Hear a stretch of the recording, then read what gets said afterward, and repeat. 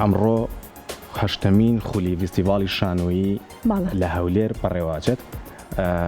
دوا بڕیار بوو کە بەڕاستەوخۆ کە قارەمانمان لەگەڵا بەڵام لە دوایی زانیاری وەرەگرین دواتر زانیاری لەسەر وەرەگرین. تۆ حەزم کردم تۆ چی ئەزانین لەسەر شانۆ، چۆنی لەگەڵ شانۆ، هیچ ئەزمونێک؟ اینجا ئێمە بە خۆشحاڵیەوە لەوەی کە ئێمە لە ستافی کورتسات مەگەزین ئەمە پرۆدیوسەرەکانمان بەشی سینەما و شانۆیان تەواو کردووە و هەروە ئەتوانم بڵێم لەوەی کە خۆی پرۆگرامی مەگەزین پرۆگرامێکی تەواو هونەری و کلتوریە ئەبێ ئاشنایەتێکی باشمان هەبێت لەگەڵە. بەڵام لاوە ئەگەر بڵم لەوە چێ لە کار و پیشەکەی من کەمێک دوور بێت ئەم کاری شانۆ، بەڵام هەمیشە حەزم لە کاری هونەری بۆ بەتایبەتی هەر هونەرمەندێکی کورد، هەر شانۆکاری کورد کاتێک کە کارێکی کرد بێت، منێکی گوم لەوانەی کە بینەری بووم لەبەروی هەمیشە وتومە ئەبێت پاڵپشتی کار هونەریەکان بین. زۆر منش زۆر خۆشحاڵم کە تۆ بینم بەو شێوەیت. قارەمان سڵاوت لێ بێت، ئەم کاتت باش، ئێوارە باش. ئەگەر پێمان بڵیت فستیڤالەکە چۆن بەڕێوەچێت، پێشوازیکردن لە فستیڤالەکە چۆنە، چالاکیەکان چییە، بۆمان باسکەیت. قارەمان سڵاو لێ بێت و ئێوارە و باش. سڵاوتان لێ بێ و کاتتان باش. فستیڤاڵی نێودەوڵەتی هەولێر بۆ شانۆ ئەمڕۆ دەستی بەکارەکانی کرد، ماوەی هەفتەیەک بەردەوام دەبێت نزیکەی.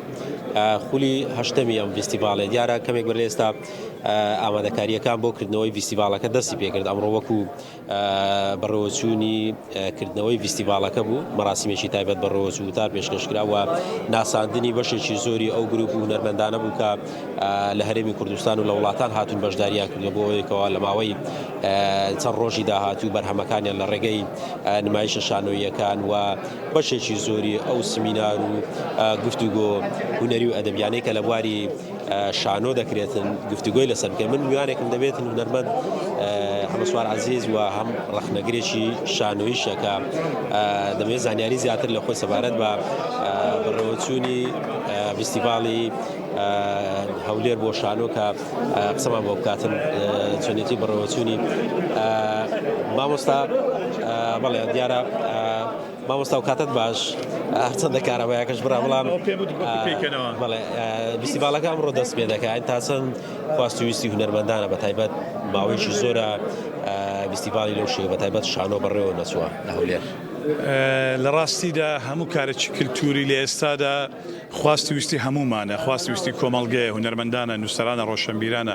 بەتایبەتی لەم چەند ساڵی دوایی خۆتەزانی بە شێوەیەکی بەرچاو بواری کلتور غەدری لێکراوە، بەڕاستی فەرامۆش کراوە، بەتایبەتی لە هەولێر و بەتایبەتی شانۆ. بۆیە بەڕاستی هەر چالاکێک لەم کاترە لەم وەختەدا بە هەر بوارێک بواری کلتوری بەتایبەت شانۆ گرنگە بۆ هەولێر.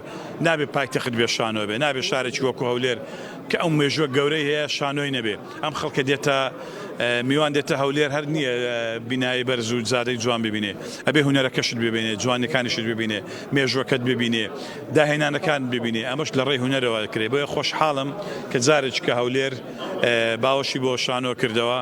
هیوادارم ئەم باوەشکردنە دیسان باوەشکردنەوەیکی کاتی نەبێ، بۆ هەفتەیەک بێت و تێپەڕی تر جارێک کە شانۆ لەم شارە لەبیر بکرێت، یان لەبیر بچێتەوە. هیوادارم دوای ئەمە بەرنامەکە بێ، پرۆژەیەکە بێ بۆ ئەوەی شانۆ بەردەوام بێ لە هەولێر، لە سلێمانی، لە دۆهۆک، لە هەڵەبجە، لە کەرکووک.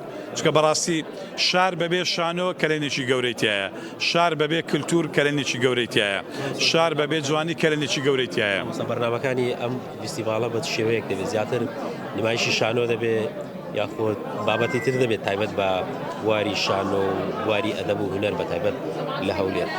ئێمە دوو بوارمان وەرگرتووە لەم بوارە. بوارێک کە هێنانی دەنمایشی شانۆییە لە کوردستان و لە عێراق و لە ئێران و تورکیا و تونس و لیبیا و کۆمەڵێک وڵات کە بەشداری دەکەن. ئەمە کۆبوونەوەیەکی کلتوری گەورەیە کە جارێککە ئێمە لەگەڵ شانۆکارانی دنیا هیچ نەبێ ئەم ناوچەیە یەک دەگرینەوە. شانۆکاری کوردیش دەگەڕێتەوە سەر نەخشەی شانۆ لە منتیقەیە. ئەمە بەشێکی لایەنی تیۆریە. بەیانیان هەموو ڕۆژە سەعات 11 لە هۆڵێکە دانیشتنی تایبەتەیە، کۆڕ و سمینار هەیە، جەلسەی ڕەخنەی هەیە بۆ قسەکردن لەسەر ڕەوشی شانۆ، لەسەر خودی نمایشانەکەی پێشکەش دەکرێت، لەسەر کۆنیکیشن و تەواصلی نێوان شانۆکاران، لەسەر ئەو قەیرانەی کە لە شانۆی داوەجا لە کوردستان و عێراق و لە ناوچەکەش.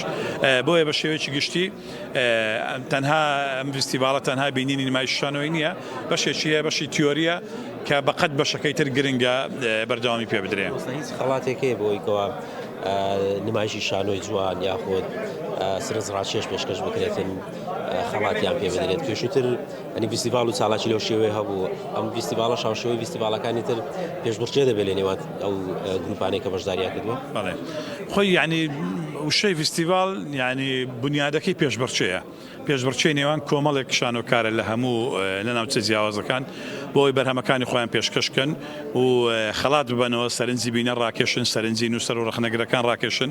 بەڵێ لەم فیستیڤالەش وەکو هەر فیستیڤالەکانی تر 5 خەڵاتەیە کە بەڕێبەراتی فیستیڤال ئامادەی کردووە خەڵاتی باشترین نمایش لەنێو ئەو دەرنمایشە هەڵدەبژێرێ، خەڵاتی باشترین دەرهێنەر لەنێو ئەو دەرهێنەر هەڵەبژێردرێ، خەڵاتی باشترین ئەکتەری کۆر، باشترین ئەکتەری کیز، باشترین سینۆگرافەر لەکە ئیشی سینۆگرافی بۆ نمایشەکان کردووە. بێگومان فیستیڤال بەبێ بوونی خەڵات کەلێنی تیاکەوێت چکە ئەستن منزومەی فەلسەفەی فیستیڤالەوەیە کە تۆ پێشبڕچەیەک دروست دەکەی لە نێوان کۆمەڵە شانۆکار بۆ ئەوەی باشترینی خۆیان پێشکەش بکەن.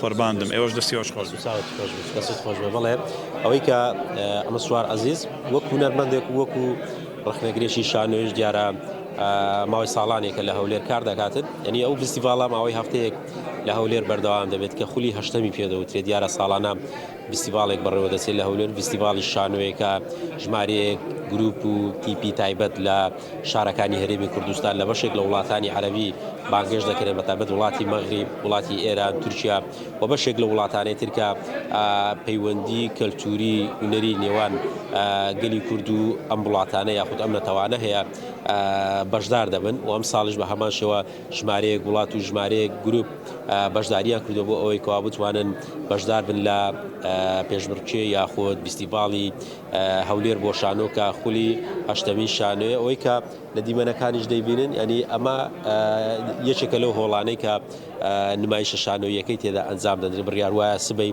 دەست بە نمایشی ئەو شانۆیانە بکرێت کە دانراوە وەک ئەمە سوار عەزیز باسی کرد. دیارە لە چوارچێوەی بەڕێوەچوونی کارەکانی فیستیڤاڵی هەولێر بۆ شانۆکە خولی هەشتەمە لەم هۆڵە و لە بەشێک لەو هۆڵەکانی ترکە دانراون نمایشە شانۆیەکان دەکرێتن. دیارە نمایشە شانۆیەکان وەک باسم کرد بە زمانی کوردی دەبێتن و بەشێک لە وڵاتە عەرەبیانەی کە بەشداریان کردو بە زمانی خۆیان دەبێت بۆ تایبەت ئەو هونەرمەندانەی کە لە وڵاتی مەغریب هاتوون، لە وڵاتی میسر هاتوون و بەشێک لە وڵاتانی تری وەکو ئێران و تورکیاش بە هەمان شێوە بەشداریان کردووە لە فیستیڤاڵی هەولێر بۆ شانۆکە. بڕیار وایە سبەی نمایشە شانۆیەکان دەست پێ بکاتن وەک لە دیمەنەکانیش دەیبینن. ئەمڕۆ کردنەوەی ئەم فیستیڤاڵە بوو کە ماوەی هەفتەیەک بەردەوام دەبێت لە هەولێر. وەک باسم کرد دیارە لە ماوەی چەند ساڵی ڕابردوو گرنگی زۆر بە بواری شانۆ و بەشێک لە لایەنە هونەریەکە نەدراوە لە هەولێر بۆ پێی کە لە وتەی بەشێک لەو کەسانەی کە لە مەراسیمەکە قسەیان کرد باسییان لەوە کرد کە پێویستە گرنگی زیاتر بە بواری کەلتور و شانۆ بدرێت لە هەولێر بەتایبەت دوای ئەوەی کە ماوەی ساڵانێکە لە هەولێر بەڕێوە نەچووە و ئەم ساڵیش ئەمە یەکەمین فیستیڤاڵی لەو شێوەیە کە ژمارەیەک گروپی شانۆی ناوخۆی و وڵاتانی عەرەبی بەشداری دەکەن.